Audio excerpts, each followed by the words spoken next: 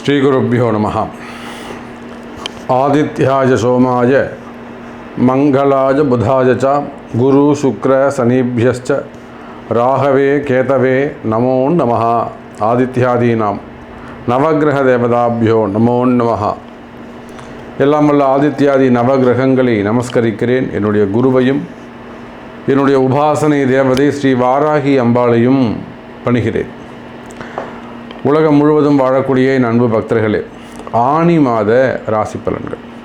இந்த ஆனி மாதத்தை பொறுத்தவரையில் கிரக அமைப்புகள் எப்படி இருக்குன்னு பார்த்துருவோம். முக்கியமான 3 நிகழ்வுகள் இந்த ஆனி மாதத்தில் நடக்குது. காரணம் என்னென்னு கேட்டிங்கனாக்கா, நீண்ட நாட்களுக்கு பிறகு சூரியனும் சுக்கிரனும் மிதுன ராசியிலே சனிக்கு 5ஆம் பாவத்திலே சஞ்சாரம் செய்கிறார்கள். சூரியனும் சுக்கிரனும் எப்பவுமே சேர்ந்து வரக்கூடிய ஒரு கிரகங்கள் தான், நம்ம எல்லாருக்கும் தெரியும். மிதுன ராசி அப்படிங்கிறது ஒரு மோட்ச ராசி வீடு, அதுவும் நம்ம எல்லாருக்கும் தெரியும்.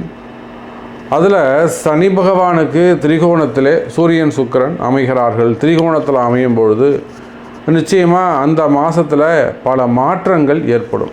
பல வகையான மாற்றங்கள் அந்த ராசி அன்பர்களுக்கு பல வகையான மாற்றங்கள் ஏற்படும்.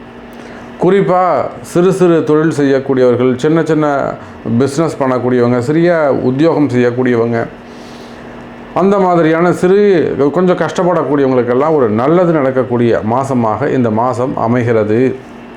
அதோடு மட்டுமல்ல, அந்த ராசிக்கு சனியும் சூரியனும் திரிகோண தொடர்பு வருகின்ற பொழுது அரசாங்கம் சார்ந்த அரசு அதிகாரிகள், அந்த அரசு அதிகாரிகளுக்கு இருக்கக்கூடிய பிரச்சனைகள் அல்லது அந்த அரசு அதிகாரிகளுக்கு இருக்கக்கூடிய ப்ராப்ளங்கள்லாம் கூட கொஞ்சம் ரெட்டிஃபை ஆகிறதுக்கு, சார்ட் அவுட் ஆகிறதுக்கான வாய்ப்புகள் உண்டு. நிறைய அரசு அதிகாரிகளுக்கு பதவியில் முன்னேற்றங்கள், பதவி உயர்வுகள் வருவதற்கான வாய்ப்புகள்லாம் நிறைய காத்திருக்கு.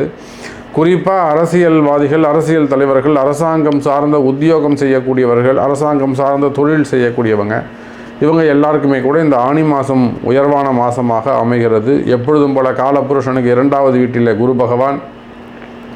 இது எல்லாவற்றுக்கும் மேலாக சனி செவ்வாய் சேர்க்கையும் இந்த மாதம் நடைபெறுகிறது.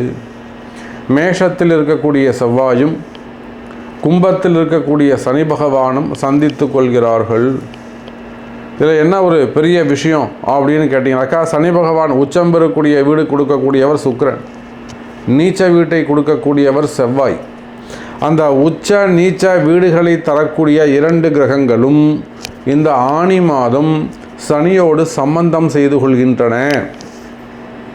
அப்போது உலகம் முழுவதும் வாழக்கூடிய என் அன்பு பக்தர்களை, இந்த ஆனி மாதம் முழுவதும் சனி பகவானுடைய அல்லது அந்த சனி கிரகத்தினுடைய ஆதிக்கம் அதிகமானதாக இருக்கும். ரொம்ப அதிகமான சனியுடைய ஆதிக்கம் ரொம்ப அதிகமானதாக இருக்கும்.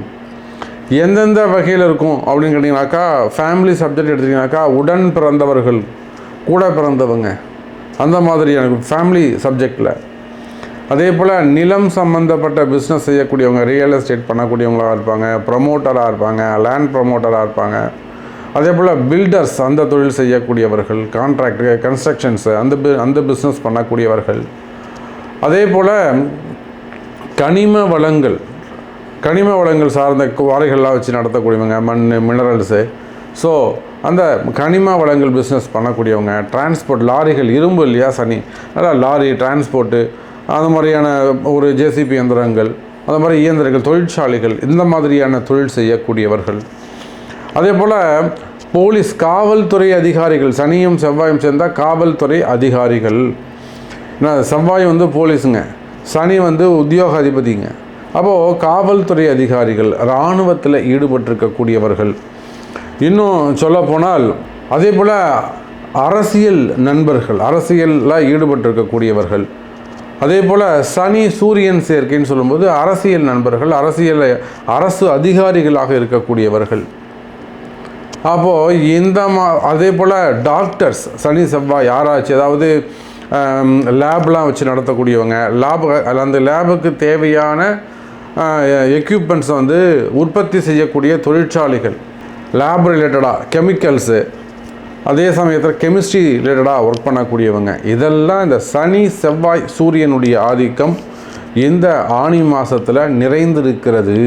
அப்போது சனி செவ்வாய் சூரியன் சேர்க்கையினால் இந்த ஆனி மாதம் உங்கள் யாருக்கெல்லாம் என்னெல்லாம் நடக்கப் போகுது, இப்போ நம்ம ஃபஸ்ட்டு ஒரு 5 நிமிடங்கள் இந்த மாதம் இந்த பிளானட் எது வலுவாக இருக்குது, எதை சார்ந்த தொழில்கள் எல்லாம் வலுப்பெறும் அப்படிங்கிறத பார்த்துருக்குறோம். ஸோ ஃபுல் டீட்டெயிலாக உள்ளே பார்க்கலாம் வாருங்கள். அன்பார்ந்த கடகராசி நேயர்களே, இந்த மாதம் ஆனி மாதம் அதி அற்புதமான மாதமாக உங்களுக்கு அமைகிறது. கடக ராசியை பொறுத்தவரையில் ராசிக்கு உங்களுடைய ராசிநாதன் ராசிக்கு 8ல் இருக்கக்கூடிய சனி பகவான் 2ஆம் அதிபதி 12ல் போய் உட்காந்துருக்கிறாரு. அதோடு மட்டுமல்ல, உங்களுக்கு லாபஸ்த 4-11 கூடிய சுக்கிரன் அவரும் போயிட்டு எங்கே உட்காந்துருக்காருங்க, 12ல் அமைந்திருக்கிறார். அப்போ கடகராசி நேயர்களே, இந்த மாதம் மறைமுகமான வருமானம் இருக்கும், திடீர் அதிர்ஷ்டங்கள் ஏற்படும். நிறைய நம்ம அந்த புதையல் பற்றி நிறைய கேள்விகள் வந்துக்கிட்டே இருக்குது. சாமி இங்கே ஒரு புதையல் இருக்குங்கிறாங்க, இப்படி ஒரு புதையல் இருக்குங்கிறாங்க, உண்மையிலேயே எனக்கு அது கிடைக்குமா, நம்பர் சொல்லுங்கள் சாமி, அதிர்ஷ்டம் சொல்லுங்கள் சாமி, இப்படிலாம் நிறைய கொஸ்டின்ஸ் வருது. அதுவும் ஸ்பெசிஃபிக்காக கடகராசிக்கிட்டேருந்து தான் அந்த மாதிரியான கேள்விகள் வருது. காரணம் என்னன்னு கேட்டிங்கன்னா, அவ்வளோ சிரமத்தில் இருக்கிறாங்க, அவ்வளோ ஒரு கடுமையான நிதி நெருக்கடியில் அவங்க இருக்கிறாங்க. ஏதாவது ஒரு வகையில் நம்ம கடன் சுமைகள் குறையாதா, கடன் பிரச்சனைகள் குறையாதா? நமக்கு தெரிஞ்ச ஒரு நல்ல படித்த நண்பர்கள் கூட நன்கு படித்த ஒரு இன்ஜினியரிங் படிச்சிருக்காங்க, அவங்க பார்த்திங்கன்னா ஆன்லைனில் போய் நிறைய 5 லட்ச ரூபா 20 லட்ச ரூபா விட்டுட்டு கடனில் உட்காந்துருக்காங்க. ஆன்லைன் ரம்மி அது இதுன்னு விளம்பரத்தை போட்டுக்கிட்டு. அப்போது கடகராசியாக இருப்பார்களே ஆனால் படாத துன்பங்கள் படாத கஷ்டங்கள்லாம் பட்டுக்கிட்டு இருக்காங்க. அவங்க தொழில் செய்ய பிஸ்னஸ் பண்ணுறவங்களாக இருந்தாலும் சரி தான், ஜாப் ரிலேட்டடாக இருந்தாலும் சரி தான், ஃபேமிலி கேர்ள்ஸாக இருந்தாலும், குடும்ப பெண்களாக இருந்தாலும் சரி தான். அப்போ கடகராசின்னு சொன்னால ஒரு பக்கம் அஷ்டம சனி, இன்னொரு பக்கம் பார்த்தீங்கன்னாக்கா ராகுவும் கேதுவும் 4-10 அமைந்திருக்கிறார்கள். அப்போ இந்த இரண்டுமே கடகராசிக்கு ஒரு சிரமத்தை கொடுக்கக்கூடிய வகையில் அமைகிறது. அப்படி பார்க்கின்ற பொழுது கடக ராசி அன்பர்களே, இந்த மாதம் ஆனி மாதம் உங்களுக்கு கொஞ்சம் கை கொடுக்கக்கூடிய மாதமாக அமைகிறது. கடகராசிக்கு ஒரு நல்ல நேரம் பிறக்குது. அதான் சொல்கிறேன், கடகராசியை பொறுத்தவரையிலும் ஒரு அதிர்ஷ்டத்தை உருவாக்கக்கூடிய மாதமாக அமைகிறது. எப்படி சாமி அதிர்ஷ்டம் உருவாகும்? எப்படி அதிர்ஷ்டம் உருவாகும்? ஏன்னா 2ஆம் அதிபதி தனதாஸ்தான அதிபதி அப்படின்னு சொல்லக்கூடிய சூரியன் புதனுடைய வீட்டில் 12ல் போய் மறைவு. இன்னொரு பக்கம் 4-11 சொல்லக்கூடிய சுபராக வரக்கூடிய சுக்கிரன் தான் சிறுபணத்துக்கு அதிபதி. 2வது அந்த லாபஸ்தானத்தில் இப்போ குரு உட்கார்ந்துருக்கிறார். அப்போ அந்த 4-11க்குரிய சுக்கிரனும் 12ல் மறைவு. அதோடு மட்டுமல்ல, இந்த ஜூன் மாதம் போச்சுன்னா ஜூலை 1ஆம் தேதியிலிருந்து ஆனி மாதம் 15 தேதிக்கு பிறகு சூரியன் தனாதிபதி உங்கள் ராசிக்கு வந்துடுவார். அப்போ தனாதிபதி உங்கள் ராசிக்கு வருகின்ற பொழுது, சூரியன் உங்கள் ராசியில் சஞ்சரிக்கின்ற பொழுது இன்னும் ரொம்ப சிறப்பான ஒரு நல்ல பலன்களை இந்த மாதம் உங்களுக்கு அது எடுத்து கொடுக்கும். அப்போ கடக ராசி என்பது இதெல்லாம் இந்த மாதிரியான ஒரு கணக்குகளை வச்சு தான், மேக்ஸை வச்சு தான் எந்த ஆனி மாதம் கடகராசிக்கு நன்மையை செய்யும் அப்படின்னு நம்ம சொல்கிறோம். அப்போ ஒரு கடன் சுமைகள் இருக்குது சாமி, கடன் பிரச்சனைகள் இருக்குது சாமி, ஒன்றும் பண்ணாதீங்க. தேய்பிறை அஷ்டமியில் பைரவர் வழிபாடுகளை செய்து வாருங்கள் கடகராசி என்பர்களே. ஒவ்வொரு தேய்பிறை அஷ்டமி அன்றைய தினமும் கால பைரவர் வழிபாடு செய்வது சிறப்பு.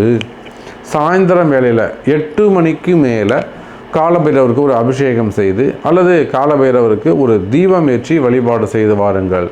நிச்சயமாக இந்த காலத்தினால் வரக்கூடிய கஷ்டங்கள் உங்களுக்கு குறையும். கடகராசி நேயர்களே, கடன் பிரச்சனைகள் அதிகமாக இருக்கா? வன தேவதைகளை, அதாவது சப்த கன்னிமார்களை வழிபாடு செய்வது சிறப்பு. அதே போல் சனிக்கிழமை சனி பகவானுக்கும் சிவபெருமானுக்கும் நவகிரகங்களுக்கும் தீபம் ஏற்றி வழிபாடு இரவு பொழுதில் தான் இதை செய்யணும். இந்த மாதிரியான சின்ன பரிகாரங்கள், சின்ன வழிபாடுகள் செய்வீர்களே ஆனால் கடக ராசி அன்பர்களே, உங்களுடைய கடன் சுமைகள், கடன் பிரச்சனைகள் குறையும். அதே போல் பிஸ்னஸ் இன்க்ரீஸ் ஆகிறதுக்கணும் பரிகாரங்கள் இருக்குது. ரொம்ப பிஸ்னஸ் நல்லா நடந்துக்கிட்டு இருந்தது சாமி, கடை நல்லா போய்கிட்டு இருந்தது, வியாபாரம் நல்லா நடந்துக்கிட்டு இருந்தது, கம்பெனி நல்லா போய்கிட்டு இருந்தது. இந்த மாதிரி அவங்கவுங்க செய்யக்கூடிய பிஸ்னஸ் நல்லா டெவலப் ஆகிட்டே வந்திருந்தது. இப்போ ஒரு 6 மாதமாக சுத்தமாக படுத்து போச்சு. 23 நல்லா இருந்தது, 24 ரொம்ப ட்ரபுளாக இருக்குது. ஒரு 6 மாதமாக ரொம்ப கஷ்டமாக இருக்குது, பிஸ்னஸே நடக்கலை. இந்த மாதிரியானது அடுத்து கடையில் வந்து பிரச்சனை நடந்துக்கிட்டே இருக்குது. வேலையாட்கள் ஒழுங்காக இல்லை, வேலை செய்கிறவன் திருடுறான், வேலை செய்கிறவன் பொய் சொல்கிறான், ஏமாத்துறான், உண்மையாக இருக்க மாட்டேங்கிறான். இந்த மாதிரியான பிரச்சனைகள் இருக்குமே. ஆனால் இதெல்லாம் நம்ம வந்து கடகராசி எப்படி சொல்கிறோம்னா, அவங்களுக்கு வேலையாட்கள் இந்த சனி பகவான் போய் 8ல் மறைஞ்சதால் சரியான வேலையாட்கள் அமைய மாட்டாங்க. அப்போ அதுக்கெல்லாம் தான் அந்த நவகிரக ஹோமங்கள், நவகிரக பிராயச்சித்த ஹோமம், நவகிரக பரிகார ஹோமம், நவகிரக சாந்தி ஹோமம், அது ஒரு 3 விதமாக இருக்குது. இப்போ கூட சமீபத்தில் ஒரு பெரிய ஹோட்டலில் உணவகத்தில் போய் நம்ம அதை செஞ்சுட்டு வந்தோம். அப்போ அந்த மாதிரி சரியான வேலையாட்கள் நிரந்தரமான வேலையாட்கள் அமைய மாட்டேங்கிறாங்க. நீங்கள் 100 ரூபா கொடுப்பீங்க, உங்களுக்கு விசுவாசமாக இருக்க மாட்டான். பக்கத்துகளில் 80 ரூபா கொடுப்பான், அவன்கிட்ட போய் விசுவாசமாக இருப்பான். அப்போ இதெல்லாமே சனியுடைய காரகத்துவம். அப்போ பிஸ்னஸில் பிரச்சனைகள் இருக்குமே. ஆனால் கவலை வேண்டாம், கடகராசி என்பவர்களே சரியாகும். அதே போல் தான் வேலை செய்கிற இடத்துல இருக்கக்கூடிய பிரச்சனைகள், விலகும். வேலையில் நல்ல முன்னேற்றங்கள் ஏற்படும். கவலை வேண்டாம் கடகராசி என்பர்களே. இல்லை சாமி, எனக்கு வேலை போயிடுச்சு, எனக்கு வேலை கிடைக்குமா? அது எந்த வேலையாக இருந்தாலும் பரவாயில்ல, வேலை வாய்ப்புகள் அதிகரிக்கும். அப்போ உங்களுக்கு வேலை கிடைக்கணும் அப்படின்னு சொன்னீங்கன்னாக்கா அதுக்குரிய பரிகாரம், சின்ன எளிமையான பரிகாரங்கள் உங்கள் பிறப்பு ஜாதகத்தை கொண்டு, அது நீங்கள் பக்கத்துலேயே இருக்கக்கூடிய ஒரு நல்ல ஜோதிடரை அணுகி, சார் நான் கடகராசி, எனக்கு இந்த மாதிரி ஜாப் லஸ்ஸாக இருக்கேன் நான், எனக்கு வந்து நல்ல ஜாப் கிடைக்கிறதுக்கு நல்ல ஒரு வழிகாட்டுங்க. அப்போ அதுக்குரிய பரிகாரங்கள் செய்வீர்களே ஆனால் நிச்சயமாக கடகராசி என்பவர்களே வேலை வாய்ப்புகள் உருவாகும். ஏன்னா குரு நல்ல ஸ்தானத்தில் உங்களுக்கு இருக்கார். எனக்கு 2 மாதம் ஆகுது சாமி வேலை போயிட்டு, இப்போ எனக்கு வேலை கிடைக்குமா? நிச்சயமாக உங்களுக்கு வேலை கிடைக்கும் எனதருமை கடகராசி நேயர்களே. இதே போலத்தான் குடும்பம், கணவன் மனைவி ஒற்றுமை, அதே போல் திருமண யோகங்கள், காதல் திருமணங்கள், உறவுமுறை பிரிவுகள், நல்லா பழகிட்டு வந்திருப்பாங்க, திடீர்னு பிரிஞ்சிருவாங்க. ரொம்ப அவங்களால ஜீரணிக்கவே முடியாது, அப்படி ஒரு ஏமாற்றங்கள். அதே போல் கடன் பிரச்சனைகள், இன்னும் சொல்லப்போனால் தேவையில்லாத விண்வெளி அவமானங்கள், இந்த மாதிரியான பிரச்சனைகள் இருக்குமே. ஆனால் இவை எல்லாவற்றுக்குமே கூட அவங்களுடைய பிறப்பு ஜாதகம் பேசும். அப்போது இந்த ஆனி மாதத்தை பொறுத்தவரையிலே கடகராசி அன்பர்களுக்கு கடன் சுமைகள் குறையக்கூடிய மாதமாகவும், தொழில் உத்தியோகம் சிறப்பான மாதமாகவும், அதே சமயத்தில் குடும்ப சம்பந்தப்பட்ட இடங்களிலே கவனமாக இருக்க வேண்டிய மாதமாகவும் அமைகிறது என்பதை சொல்லிக்கொண்டு, இன்னும் உங்களுக்கு ஸ்பெசிஃபிக் கொஸ்டின்ஸ் இருக்குமே ஆனால், என்னை பற்றி நீங்கள் சொல்லவே இல்லை சாமி அப்படின்னு ஒரு கேள்விகள் இருக்குமே ஆனால் தொடர்பு கொள்ளுங்கள் என்பதை தெரிவித்துக்கொண்டு மீண்டும் ஒரு அற்புதமான பதிவில் உங்களை சந்திக்கிறேன். நன்றி, நமச்சிவாயம். ஜெய் வராகி, ஜெய் ஜெய் வராகி.